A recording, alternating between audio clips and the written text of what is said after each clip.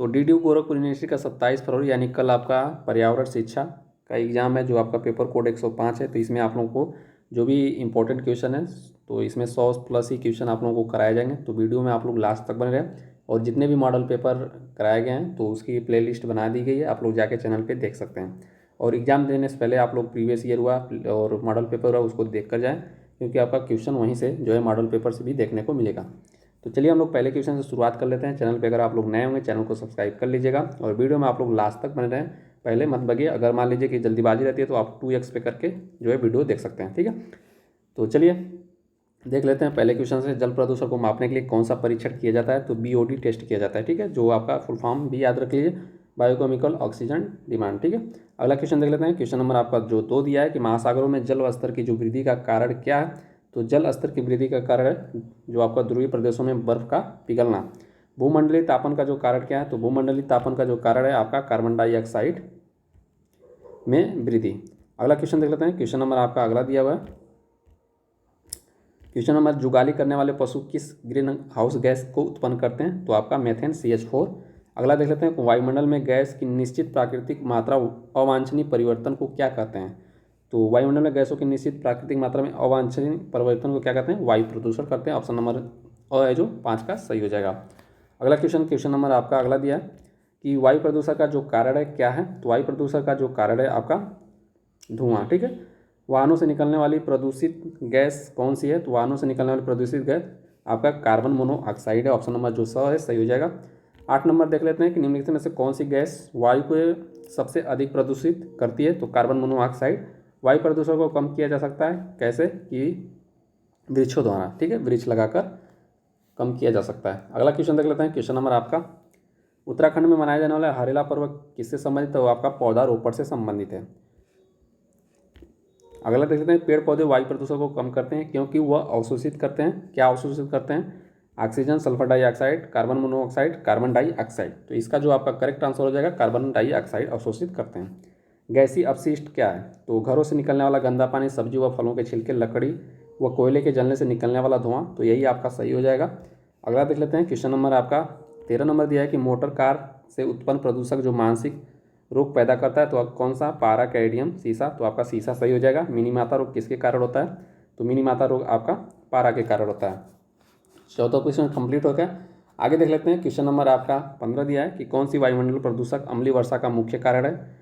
तो कौन सा है जो आपका वो अम्लीय वर्षा का मुख्य कारण है? तो सल्फर डाइऑक्साइड आपका सही हो जाएगा। क्वेश्चन नंबर आपका अगला देख लेते हैं। क्वेश्चन नंबर आपका 16 नंबर दिया है कि अंतर्राष्ट्रीय अम्ल वर्षा सूचना केंद्र कहाँ स्थापित किया गया है? तो ये आपका कहाँ किया गया है? नॉर्वे, ठीक है, नॉर्वे में। अगला देख लेते हैं। क्वेश्चन नंबर आपका 17 देख लेते हैं। किस देश में सर्वाधिक अम्लीय वर्षा होती है? तो आपका नॉर्वे में होती है। अम्लीय वर्षा की खोज किसने की? तो रॉबर्ट एगस स्मिथ ने की थी। अगला क्वेश्चन नंबर आपका 19 दिया है कि ताजमहल को क्षति पहुंचा रही है तो मथुरा तेल शोधनशाला से निकलने वाले वायु प्रदूषक से, यमुना में बाढ़ से जल प्रदूषण है। तो इसका जो करेक्ट आंसर हो जाएगा मथुरा तेल शोधनशाला से निकलने वाले जो वायु प्रदूषक है, इसलिए जो है ताजमहल को क्षति पहुंच रही है। अगला देख लेते हैं। 20 नंबर ओजोन परत किन हानिकारक किरणों को अवशोषित करती है? तो किसको करती है? गामा किरण, एक्स किरण, पराबैंगनी किरण। तो आपका पराबैंगनी किरण। अब क्वेश्चन बताइए, जो आपका प्रीवियस क्वेश्चन पूछा गया था कि ओजोन परत किस मंडल में पाई जाती है, और ये भी बताइए कि कितने मंडल हैं, ठीक है, वायुमंडल में कितने मंडल पाए जाते हैं, और भी आगे मैं आप लोगों को बताऊँगा। चलिए ये 2 पहले ऑप्शन जो आंसर है दीजिए। अब यहाँ बताइए डाप्सन इकाई का प्रयोग किया जाता है किसमें? द्रव्यमान मापन में, ओजोन परत की मोटाई मापने में, लंबी दूरियों को मापने में। तो ओजोन परत की जो है मोटाई मापने में किया जाता है डाप्सन का प्रयोग। अगला देख लेते हैं। त्वचा जो कैंसर है किनके कारणों से होता है? तो गामा, पराबैंगनी, एक्स। तो आप जानते हैं पराबैंगनी किरणों से। अगला क्वेश्चन नंबर आपका 23 देख लेते हैं कि निम्न में से किस ईंधन को पर्यावरण स्नेही माना जाता है? पेट्रोल, द्रवित पेट्रोल, डीजल, संपीड़ित प्राकृतिक गैस। तो इसका जो आपका करेक्ट आंसर हो जाएगा CNG, ठीक है, CNG। अगला क्वेश्चन देख लेते हैं। क्वेश्चन नंबर आपका 24 सेकंड में से कौन से वाहनों के लिए सबसे कम प्रदूषक ईंधन है? तो आपका ये कौन सा है? CNG ही है। अब यहाँ पे जो आपका अगला क्वेश्चन है 25 नंबर, CNG का फुल फॉर्म पूछा गया है। तो CNG का जो फुल फॉर्म है कंप्रेस्ड नेचुरल गैस होता है, ठीक है, इसको भी आप लोग ध्यान रखिएगा। अगला देख लेते हैं 26 नंबर क्वेश्चन। हम लोग 26 नंबर क्वेश्चन देख लेते हैं। 26 नंबर किधर गया? 26 नंबर दिया है ग्रीन मफलर जो है संबंधित किससे है? तो ग्रीन मफलर जो आपका ध्वनि प्रदूषण से संबंधित है। राष्ट्रीय पर्यावरण शोध संस्थान कहाँ स्थित है? राष्ट्रीय पर्यावरण शोध संस्थान आपका नागपुर महाराष्ट्र में। केंद्रीय प्रदूषण नियंत्रण बोर्ड का जो मुख्यालय कहाँ स्थित है? भोपाल, नई दिल्ली, लखनऊ। तो केंद्रीय प्रदूषण नियंत्रण बोर्ड का जो मुख्यालय है ये आपका नई दिल्ली में है। अगला देखते हैं क्वेश्चन नंबर आपका 28 नंबर कि केंद्रीय प्रदूषण नियंत्रण बोर्ड का मुख्यालय कहाँ स्थित है? तो ये तो मैंने बता दिया, नई दिल्ली में। ठीक है। भारतीय वन अनुसंधान कहाँ स्थित है? तो भारतीय वन अनुसंधान जो आपका देहरादून में है। आपका अगला क्वेश्चन कि भारतीय वन प्रबंधन संस्थान कहाँ स्थित है? तो भारतीय वन प्रबंधन संस्थान आपका भोपाल में है। ऑप्शन नंबर अ है जो सही हो जाएगा। क्वेश्चन नंबर 31 देख लेते हैं कि संयुक्त राष्ट्र पर्यावरण कार्यक्रम जो आपका UNEP, United Nation environment programme का जो मुख्यालय कहाँ है? नैरोबी में। अब बताइए कि UNEP की जो है स्थापना कब हुई थी? ये आप नीचे कमेंट बॉक्स में कमेंट करके बताइए। इसका मुख्यालय तो आप लोगों ने देख लिया कि नैरोबी केन्या में। ठीक है। अगला देख लेते हैं क्वेश्चन नंबर आपका अगला है कि विश्व पर्यावरण संरक्षण दिवस कब मनाया जाता है? तो विश्व पर्यावरण संरक्षण दिवस 22 नवंबर, 26 नवंबर, 26 दिसंबर, 28 दिसंबर। तो इसका जो आपका करेक्ट आंसर है ऑप्शन नंबर ब 26 नवंबर को। पर्यावरण समस्या का जो उदाहरण क्या है? ओजोन स्तर का ह्रास, हरित गृह प्रवाह, अम्लीय वर्षा, उपरोक्त सभी। तो पर्यावरण समस्या का जो उदाहरण है ये आपके सभी करेक्ट हो जाएंगे। पर्यावरण ह्रास का मानवीय कारण है तो जनसंख्या विस्फोट, नगरीकरण, वन उन्मूलन। तो ये आपके सभी सही हो जाएंगे। 34 नंबर का द सही होगा। अगला क्वेश्चन नंबर आपका 35 दिया कि पर्यावरण संरक्षण का अर्थ है। क्वेश्चन नंबर ये इंपॉर्टेंट है। पर्यावरण संरक्षण का जो अर्थ क्या है? आर्थिक संसाधनों का संरक्षण, प्राकृतिक संसाधनों का संरक्षण, सांस्कृतिक संसाधनों का संरक्षण, उपरोक्त सभी। तो बताइए जो इसका जो करेक्ट आंसर होगा क्या होगा? तो प्राकृतिक संसाधनों का जो संरक्षण है यही आपका सही होगा। अगला देख लेते हैं विश्व वन्य जो जीव है कोष का इसका जो प्रतीक क्या है? चीता है, लाल पांडा है, सफ़ेद भालू है, आपका ध्रुवी भालू है। तो इसका जो करेक्ट आंसर हो जाएगा लाल पांडा है। यहाँ बताइए काकरा पर जो परमाणु शक्ति केंद्र किस राज्य में स्थित है? मध्य प्रदेश, तमिलनाडु, महाराष्ट्र, गुजरात। तो इसका जो करेक्ट आंसर है गुजरात। जल प्रदूषण किसे कहते हैं? जल प्रदूषण आपका प्रदूषित जल को कहते हैं। ऑप्शन नंबर ब है जो सही हो जाएगा। क्वेश्चन नंबर 39 देख लेते हैं। 39 दिया कि जल प्रदूषण का पता जल में घुली कौन सी गैस पता लगता है? जल प्रदूषण का पता जल में घुली कौन सी गैस का पता चलता है? कार्बन डाइऑक्साइड या आपका ऑक्सीजन? Carbon dioxide. ये आपका डायटोमिक कार्बन है। ठीक है। ये कार्बन डाइऑक्साइड दिया है। कार्बन डाइऑक्साइड का CO2 होता है, कार्बन मोनोऑक्साइड C होता है। ठीक है। तो इसमें बताइए आपका जो आंसर क्या होगा? जल प्रदूषण का पता जल में घुली कौन सी गैस पता जो है लगता है? तो ऑक्सीजन का पता है। ठीक है। तो ऑप्शन नंबर ब है जो सही हो जाएगा। अगला क्वेश्चन निम्न में से प्राकृतिक स्रोत है। तो प्राकृतिक स्रोत क्या है? प्रदूषण, मृदा अपरदन, दोनों। तो आपके प्राकृतिक स्रोत कौन है? तो इसका जो आपका करेक्ट आंसर हो जाएगा आपका प्रदूषण और मृदा अपरदन दोनों हो जाएगा। ठीक है। यहाँ पे देख सकते हैं अगला क्वेश्चन दिया है कि चमड़ा उद्योग कहाँ स्थित है? तो आपका जापान, गुजरात, उड़ीसा, कानपुर। तो कानपुर आपका सही हो जाएगा। यहाँ पे सर्वाधिक जल प्रदूषण किससे होता है? तो सर्वाधिक जल प्रदूषण कृषि जल प्रदूषण से, ध्वनि प्रदूषण से, औद्योगिकीकरण जल प्रदूषण से। तो यही आपका सही हो जाएगा। ऑप्शन नंबर ब है जो करेक्ट हो जाएगा। क्वेश्चन नंबर आपका अगला देख लेते हैं 44 नंबर दिया है। 44 नंबर दिया है कि जल प्रदूषण नियंत्रण के उपाय निबंध में से है गंदे जल नदियों और जलाशयों में मिलने नहीं दिया जाना चाहिए। सही है आपका। जल स्रोत में छोड़ जाना चाहिए, ये भी सही है। यहाँ पे अगला कृषि कार्यों में रासायनिक उर्वरक और कीटनाशकों अतिशय प्रयोग नहीं करना चाहिए। ठीक है। तो यानी सभी आपका जो है 44 का जो है करेक्ट हो जाएगा। अगला देख लेते हैं क्वेश्चन नंबर आपका 45 नंबर दिया कि जल प्रदूषण नियंत्रण और निवारण जो अधिनियम है कब बना? 1974, 1978, 1976, 1984। तो इसका जो आपका करेक्ट आंसर हो जाएगा 1974। निम्न में से पेयजल व्यवस्था दशक के रूप में मनाया जाता है। तो 1981 से 90। यमुना कार्य योजना कब प्रारंभ की गई? तो 1993 में।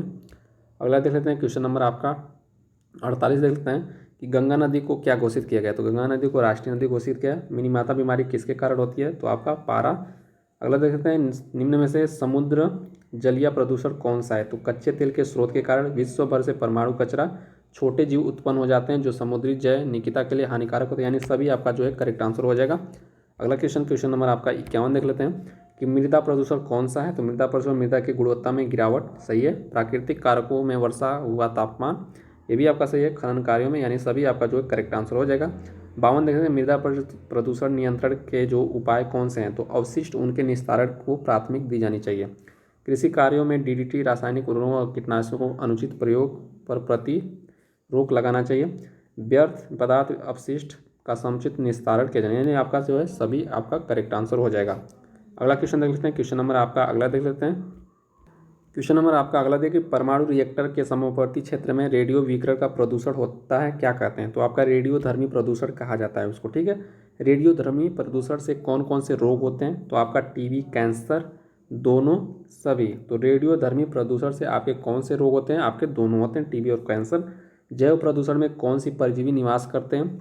जीवाणु, ठीक है। आपका ऑप्शन नंबर अ है जो सही हो जाएगा। अगला है कि वर्तमान में सर्वाधिक कार्बन उत्सर्जन करने वाला देश कौन सा है? तो आपका चीन है। वैश्विक तापमान के कारण कौन से हैं? तो वैश्विक तापमान के जो कारण है औद्योगिकीकरण, वनों का विकास, जीवाश्म ईंधन, यानी सभी आपका जो है करेक्ट आंसर हो जाएगा 57 का। क्वेश्चन नंबर, पृथ्वी की छतरी किसे कहा जाता है? तो पृथ्वी की छतरी आपका ओजोन परत को कहा जाता है। अगला क्वेश्चन नंबर आपका अगला है, कैंसर, मोतियाबिंद, चर्म रोग जैसी बीमारी किसके कारण होती है? तो कैंसर, मोतियाबिंद, चर्म रोग हुआ जैसी बीमारी आपका पराबैंगनी किरणों के कारण होता है। अगला क्वेश्चन है, स्टॉकहोम सम्मेलन, जैसा कि मैंने इसके पहले वीडियो बनाया था उसके बारे में बताया था, 5 जून 1972, ठीक है। अभी बताइए, जो आपका पर्यावरण दिवस मनाना कब से प्रारंभ हुआ? विश्व पर्यावरण दिवस कब मनाया जाता है? तो आपका 5 जून को। विश्व पृथ्वी सम्मेलन कहाँ मनाया जाता है? America, New York, Africa, Brazil. तो इसका जो करेक्ट आंसर हो जाएगा आपका ब्राज़ील। अगला देखते हैं, क्वेश्चन नंबर आपका 63 देख लेते हैं। 63 नंबर दिया कि नीचे दी गई सूची में से उस वस्तु को चुनिए जो प्राकृतिक संसाधन नहीं है। तो प्राकृतिक संसाधन, इसके भी बारे में मैंने वीडियो बनाया है, आप लोग जाके देख लीजिए। इसके बारे में मैंने बताया, मृदा, जल, विद्युत, वायु। तो प्राकृतिक संसाधन कौन नहीं? विद्युत नहीं है। विश्व का सबसे तेजी के साथ घटता जा रहा प्राकृतिक संसाधन कौन सा है? तो जल, वन, पवन, सूर्य का प्रकाश। तो आपका जो है करेक्ट आंसर हो जाएगा वन, ठीक है। ऑप्शन नंबर ब जो है सही हो जाएगा। अगला क्वेश्चन नंबर आपका, नाइट्रस ऑक्साइड गैस का जो प्राकृतिक स्रोत क्या है? तो नाइट्रस ऑक्साइड गैस का जो है प्राकृतिक स्रोत मरुस्थलीय मिट्टियाँ, शीत कटिबंध मिट्टियाँ, शीतोष्ण कटिबंध मिट्टियाँ, उष्ण कटिबंधी मिट्टियाँ। तो इसका जो करेक्ट आंसर हो जाएगा ऑप्शन नंबर 10 सही हो जाएगा। अगला देख लेते हैं कि मात्र रासायनिक क्रिया से किसका निर्माण होता है? तो मात्र रासायनिक क्रिया से जो है किसका निर्माण होता है, इसका आंसर बताइए। अगला देख लेते हैं क्वेश्चन नंबर आपका अगला, इसका जो करेक्ट आंसर है ऑप्शन नंबर ब। अगला देख लेते हैं क्वेश्चन नंबर आपका 67, ओजोन परत की हानि पहुंचाने वाला घरेलू उपकरण कौन है? तो आपका एयर कंडीशनर है। अगला देख लेते हैं क्वेश्चन नंबर आपका अगला है कि सूखा को नियंत्रित करने में वन कैसे सहायक होते हैं? तो वन मृदा अपरदन को रोकते हैं, ठीक है, सही है। वन जल आवरण की भांति कार्य करते हैं। और यहाँ पे सूखा लिए पूछा गया, सूखा में नियंत्रण करने में कौन सहायक होते हैं? ठीक है, वनों में अनेक जलीय पौधे मिलते हैं, वनों से वर्षा होती है, ठीक है। तो आपको वनों से वर्षा होती है, सूखा के बारे में पूछा है, तो इसलिए आपका द वाला सही हो जाएगा। अगला क्वेश्चन नंबर आपका 71 दिया है। इससे आपका क्वेश्चन एक इंपॉर्टेंट जरूर आएगा, एक क्वेश्चन इससे संबंधित रिलेटेड आएगा कि जीवों में जो खाद्य श्रृंखला का समुचित क्रम क्या है? तो बताइए, घास, भेड़िया, हिरन, सर्प, जीवाणु, घास, खरगोश, भेड़िया, घास, कीट, बच्ची, सर्प, घास, कीट, हिरन, सर्प। तो बताइए, तो घास को कौन खाएगा? कीट खाएगा। कीट को कौन खाएगा? पक्षी खाएगा। पक्षी को कौन खाएगा? सर्प खाएगा। तो इसलिए आपका ऑप्शन नंबर स जो करेक्ट हो जाएगा। अगला क्वेश्चन नंबर आपका अगला देख लेते हैं। क्वेश्चन नंबर आपका 72 दिया है, आपका 71 हो चुका। क्वेश्चन नंबर आपका अगला है कि जीएसएलवी शब्द का जो पूर्ण रूप है क्या? फुल फॉर्म पूछा गया है, तो जियो सिंक्रोनस सैटेलाइट लॉन्च व्हीकल, यही वाला अ वाला सही हो जाएगा। टेलीविजन रिमोट कंट्रोल किस प्रकार की तरंगें उपयोग करता है? तो आपका अवरक्त किरणें, सही हो जाएगा। अगला क्वेश्चन देख लेते हैं। क्वेश्चन नंबर आपका इंपॉर्टेंट है कि जैव विविधता शब्द का सर्वप्रथम प्रयोग करने वाला वैज्ञानिक निम्न में से कौन सा था? तो आपका वाल्टर जी रोसेन, ठीक है। कब किया था? तो 1985 में किया था। इसका जो करेक्ट आंसर हो जाएगा। अगला देख लेते हैं। क्वेश्चन नंबर जो इंपॉर्टेंट रहेगा वही मैं आप लोग कराऊंगा। 84 देख लेते हैं कि रेड डाटा बुक में अंकित होते हैं इमारती वृक्ष, आर्थिक पौधे, लाल वन। अगला देख लेते हैं, यहाँ पे दिया है कि विलुप्त होती प्रजातियाँ। तो यही आपका जो है रेड डाटा बुक में जो अंकित होता है विलुप्त होती प्रजातियाँ, द वाला सही हो जाएगा। काजीरंगा कहाँ स्थित है? तो काजीरंगा आपका कहाँ स्थित है? असम में। जिम कॉर्बेट नेशनल पार्क कहाँ स्थित है आपका? तो इसका जो करेक्ट आंसर हो जाएगा आपका उत्तराखंड। अगला देख लेते हैं। क्वेश्चन नंबर आपका अगला है कि जैव विविधता समुद्र क्षेत्र, तो उष्णकटिबंधीय क्षेत्र, शीतोष्णकटिबंधीय क्षेत्र, ध्रुवीय क्षेत्र, महासागरीय क्षेत्र। तो इसका जो करेक्ट आंसर हो जाएगा ऑप्शन नंबर है उष्णकटिबंधीय क्षेत्र। अगला देख लेते हैं। क्वेश्चन नंबर आपका अगला दिया हुआ है। क्वेश्चन नंबर आपका अगला दिया कि हंगुल परियोजना भारत में प्रारंभ की गई, तो कहाँ पे कब की गई? तो 1970 में की गई, ठीक है। अगला क्वेश्चन है आपका, क्वेश्चन नंबर आपका अगला दिया कि भारत में कहाँ मैंग्रोव वन, सदापर्णी वन व पर्णपाती वनों का जो है संयोजन है? तो आपका अंडमान और निकोबार द्वीप समूह में। क्वेश्चन नंबर आपका अगला दिया है कि कोयले के पूर्ण दहन से कौन सी गैस प्राप्त होती है? Carbon dioxide, methane, carbon monoxide, sulphur dioxide. तो कार्बन मोनोऑक्साइड पूर्ण दहन से जो है प्राप्त होती है गैस, वह वाला सही हो जाएगा। अगला क्वेश्चन नंबर आपका अगला दिया है कि ऑटोमोबाइल से निकलने वाला सबसे घातक धातु प्रदूषक कौन सा है? तो ये भी पहले क्वेश्चन करा है, तो ये आपका लेड हो जाएगा, ऑप्शन नंबर अ है जो सही हो जाएगा। अगला क्वेश्चन, निम्नलिखित में से एक पेट्रो रसायन धूम कुहरे के निर्माण के लिए आवश्यक नहीं है? तो इसका जो करेक्ट आंसर हो जाएगा आपका सूर्य प्रकाश। क्वेश्चन नंबर आपका अगला दिया है कि सबसे प्रभावी जल प्रदूषक कौन है? अमोनिया, साबुन, पेस्टिसाइड, औद्योगिक अपशिष्ट। तो इसका जो करेक्ट आंसर हो जाएगा औद्योगिक अपशिष्ट हो जाएगा। अगला क्वेश्चन है कि कौन सा जो रोग जल द्वारा नहीं फैलता? तो आपका मलेरिया नहीं फैलता है, मलेरिया आपका मच्छर द्वारा फैलता है। अगला देख लेते हैं, क्वेश्चन नंबर आपका अगला देख लेते हैं। क्वेश्चन नंबर आपका अगला दिया कि पश्चिम बंगाल की समस्या क्या है? तो आर्सेनिक प्रदूषण है, ऑप्शन नंबर स है जो सही होगा। यहाँ पे देख सकते हैं कि अगला दिया है कि जल प्रदूषण का प्रमुख प्रभाव निम्न में से कौन एक है? तो वर्षा में कमी, जलीय जीवन के लिए ऑक्सीजन की कमी, जल चक्र का बाधित हो जाना, जल में खारेपन की अधिकता। तो इसका जो आपका करेक्ट आंसर हो जाएगा जलीय जीवन के लिए ऑक्सीजन की कमी। क्वेश्चन नंबर आपका अगला दिया है कि भोपाल गैस त्रासदी एक रासायनिक कारखाने द्वारा निम्न में से किस रसायन के उत्सर्जन की वजह से हुआ? तो carbon monoxide, methyl cyanide, carbonyl chloride, methyl isocyanide. तो इसका जो करेक्ट आंसर हो जाएगा मिथाइल आइसोसाइनाइड। क्वेश्चन नंबर आपका अगला दिया है, इंपॉर्टेंट क्वेश्चन है कि निम्नलिखित में से जो आपका कौन सा गैर पारंपरिक ऊर्जा स्रोत है? तेल, कोयला, बायोगैस, उपरोक्त में से कोई नहीं। तो गैर गैर पारंपरिक ऊर्जा का स्रोत है पूछा गया, तो आपका बायोगैस है। अगला एक, निम्नलिखित में से कौन जो आपका ऊर्जा का गैर परंपरागत स्रोत नहीं है? सौर ऊर्जा, प्राकृतिक गैस, वायु ऊर्जा, ज्वार शक्ति। तो इसका जो करेक्ट आंसर हो जाएगा प्राकृतिक गैस। अगला देख लेते हैं, क्वेश्चन नंबर आपका अगला है। अब यहाँ पे अगला क्वेश्चन पूछा गया कि निम्नलिखित में से ऊर्जा का अपारंपरिक स्रोत नहीं है, ठीक है। उधर गैर पारंपरिक पूछा गया था, अब आपका अपारंपरिक स्रोत पूछा जा रहा है। तो आपका कोयला दिया है, ईंधन दिया है, पेट्रोलियम दिया है, बायोगैस दिया है। तो इसमें जो आपका करेक्ट हो जाएगा बायोगैस हो जाएगा सही, क्योंकि आपका एक गैर परंपरागत है, ठीक है। अगला देख लेते हैं, क्वेश्चन नंबर आपका अगला दिया हुआ है। अगला क्वेश्चन दिया है कि निम्नलिखित में से कौन नवीकरणीय ऊर्जा का एक स्रोत है? नवीकरणीय का वही मतलब पूछा है कि गैर आपका पारंपरिक पूछा है।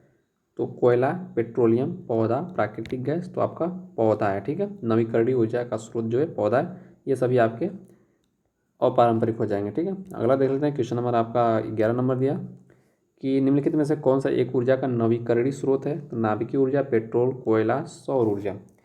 तो इसका जो आपका 11 का करेक्ट आंसर हो जाएगा आपका सौर ऊर्जा। भारत में निम्नलिखित में से कौन नवीकरणीय ऊर्जा स्रोत का सर्वाधिक संभाव्यता वाला है? तो जैवपुंज, सौर शक्ति, लघु जल विद्युत शक्ति, अपशिष्ट से अर्जित। तो इसका जो आपका करेक्ट आंसर हो जाएगा आपका सौर ऊर्जा। क्वेश्चन नंबर आपका दिया है अगला कि अनवीकरणीय स्रोत बताना है। तो बायोगैस आपका नवीकरणीय गैर परंपरागत है, नवीकरणीय कह सकते हैं, या तो सौर भी आपका है, पवन भी है। तो अनवीकरणीय आपका कोयला है, इसलिए आपका जो कोयला है जो करेक्ट हो जाएगा। क्वेश्चन नंबर आपका अगला दिया कि निम्नलिखित में स्वच्छतम ऊर्जा का स्रोत क्या है? तो आपका पवन ऊर्जा हो जाएगा। किस राज्य में पवन ऊर्जा विकसित की है, उसका नाम क्या है? तो गुजरात, कर्नाटक, केरल, आंध्र प्रदेश। तो 17 का जो आंसर हो जाएगा गुजरात। भारत में विद्युत आपूर्ति सबसे पहले कहाँ शुरू की गई? तो भारत में विद्युत आपूर्ति आपका कोलकाता, दार्जिलिंग, मुंबई, चेन्नई कहाँ शुरू की गई? तो आपका दार्जिलिंग में। विद्युत उत्पादन के लिए नगर अपशिष्टों का प्रयोग करने वाला भारत में पहला शहर कौन सा है? तो बताइए इसका जो आंसर क्या होगा? तो आंसर हो जाएगा दिल्ली। अगला देख सकते हैं, क्वेश्चन नंबर आपका अगला है कि श्वेत कोयला है। तो श्वेत कोयला, यूरेनियम, जल विद्युत, हीरा, बर्फ। इसका जो करेक्ट आंसर हो जाएगा आपका जल विद्युत। अगला देख सकते हैं, क्वेश्चन नंबर आपका अगला देखिए, भारत में किस स्थान पर सबसे पहले जल विद्युत संयंत्र लगाया गया? तो आपका शिव समुद्र में। निम्न से किस स्थान पर विद्युत जल शक्ति से पैदा की जाती है? तो कहाँ पे जो है बिजली आपका जल शक्ति द्वारा पैदा की जाती है। तो इसका जो आपका करेक्ट आंसर हो जाएगा ऑप्शन नंबर द मेट्टूर में।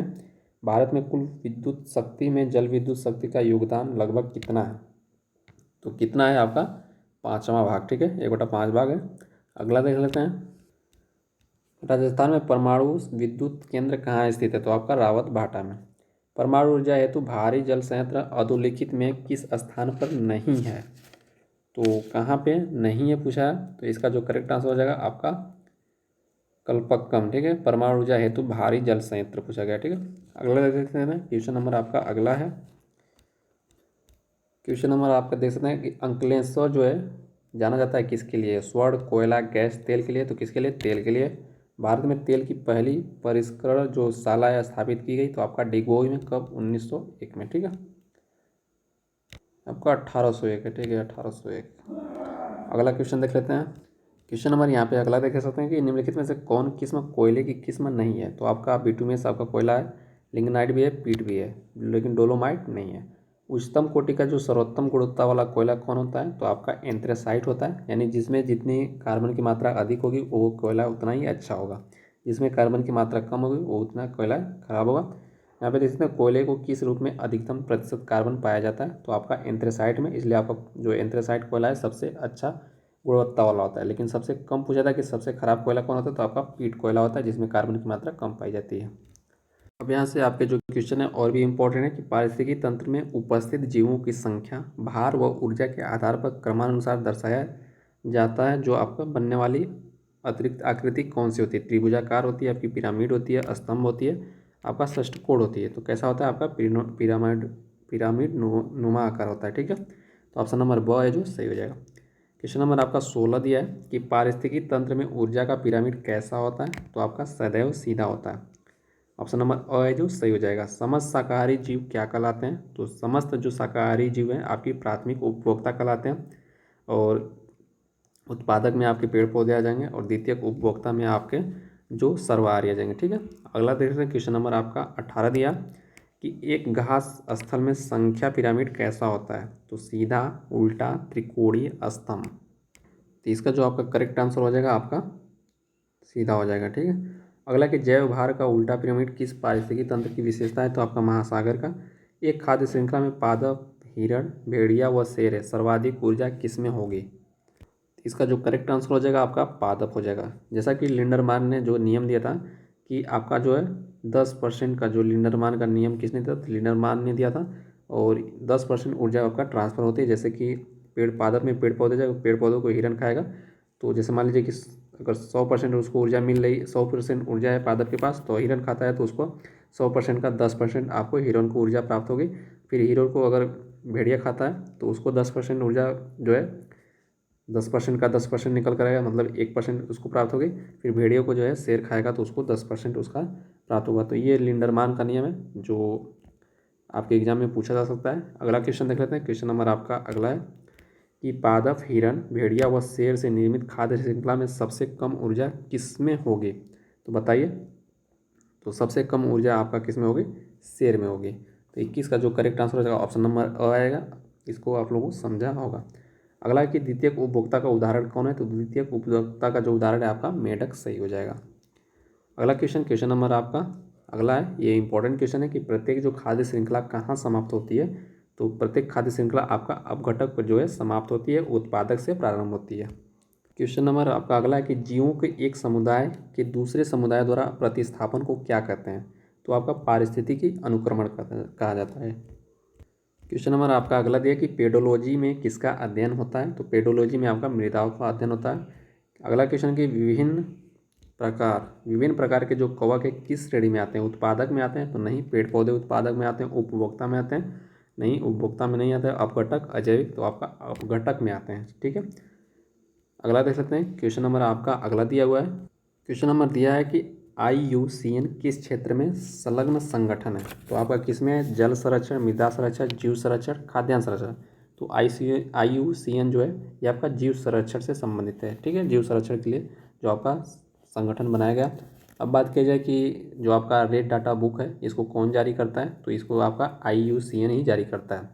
अब बात की जाए कि IUCN का जो फुल फॉर्म पूछा जा सकता है, तो इसका जो फुल फॉर्म है international union for conservation of nature, ठीक है। इसको ध्यान रखिएगा, मैं दोबारा बता दे रहा हूँ, international union for conservation of nature. इसको आप लोग याद कर लीजिएगा। अगला क्वेश्चन नंबर आपका अगला देख लेते हैं। क्वेश्चन नंबर आपका अगला दिया है कि डायनासोर किस जाति का उदाहरण है? तो आपका विलुप्त प्रजाति है। भारत के संकटग्रस्त पादप जाति का उदाहरण कौन सा है? तो आपका रोहिड़ा है। पेट्रोलियम किसका स्रोत है? तो ये आपका मैंने बताया कि अनवीकरणीय, ठीक है।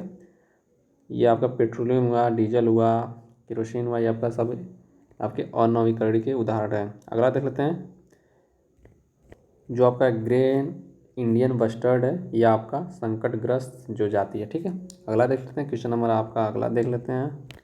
क्वेश्चन नंबर आपका अगला दिया है कि गिर क्या है, तो गिर आपका राष्ट्रीय उद्यान है। घड़ियाल प्रोजेक्ट किस नदी पे है, तो आपका चंबल नदी पे है। यहाँ पे अगला क्वेश्चन देख लेते हैं कि मॉन्ट्रियल जो प्रोटोकॉल का उद्देश्य क्या था। कार्बन डाइऑक्साइड को प्रवाह को नियंत्रित करना, नहीं, ओजोन नष्ट करने वाले पदार्थों को कमी करना। तो ठीक है, तो यही आपका सही हो जाएगा। बताया था मैंने आप लोगों को इसके पहले वाली वीडियो में, कब आया था, 1997 में आपका, और कहाँ हुआ था, जापान में। इसको आप लोग ध्यान रखेंगे। अगला क्वेश्चन देख लेते हैं, सबसे बड़ा ओजोन छिद्र कहाँ है, तो आपका अंटार्कटिका के ऊपर है। ऑप्शन नंबर अ है जो सही हो जाएगा। क्वेश्चन नंबर आपका इंपॉर्टेंट है कि भारत में पर्यावरण संरक्षण अधिनियम कब से लागू हुआ, तो आपका 1986। अगला देख लेते हैं, क्वेश्चन नंबर आपका अगला देख, ग्रीन हाउस प्रभाव का आशय है, तो सौर ऊर्जा का अंतर वही वृद्धि के कारण पृथ्वी का गर्म होना, नहीं, जीवाश्म ईंधन के बढ़ते उपभोग के कारण पृथ्वी का गर्म होना, यानी ब वाला जो है सही हो जाएगा। अगला क्वेश्चन ये यहाँ, तो इसके बाद आप सारे क्वेश्चन देख ही चुके हैं, तो अब आप लोगों का जो है क्वेश्चन कंप्लीट हुआ। अब यहाँ पे जितने भी आपके क्वेश्चन दिए गए हैं सभी लोग आप लोग अच्छे से याद कर लीजिएगा, और अब का अगली वीडियो एक सुबह आएगी, उसको भी आप लोग देख कर जाइएगा एग्ज़ाम देने से पहले। तो आशा करता हूँ आप लोगों को वीडियो पसंद आया होगा। कोई भी डाउट हो जाए तो नीचे कमेंट में कमेंट कर सकते हैं। तो मिलेंगे हम लोग अगले वीडियो में। ओके दोस्तों, जय हिंद।